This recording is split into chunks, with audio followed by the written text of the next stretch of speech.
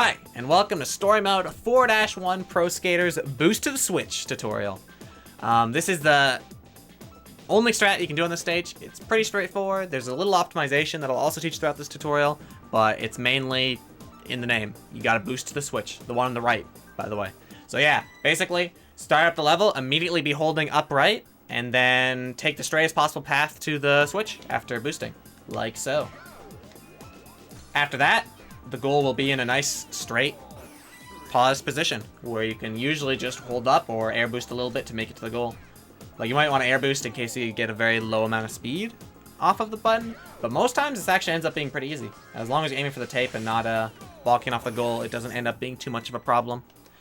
As for common mistakes / backups that you might have to try, I can show off what happens if you don't hit the goal straight on.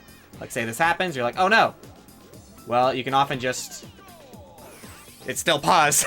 The goal's still paused, so as long as you, like, use your momentum and scoop back up to where the goal is, you should be okay.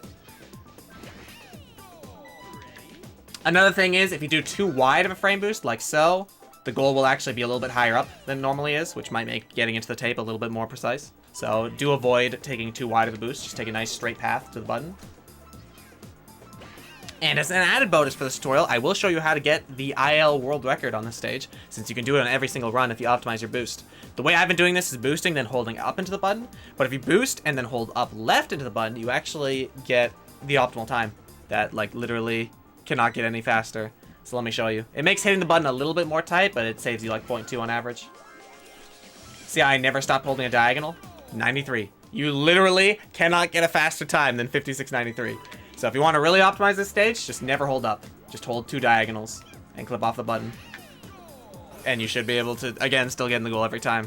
The worst thing that can happen on this stage is the button just doesn't press, but unfortunately that's not totally something that is your fault. Just try to do the same thing every time. Like, try to not overcomplicate the stage and just do the boost the way you think it should work, and it'll usually work out.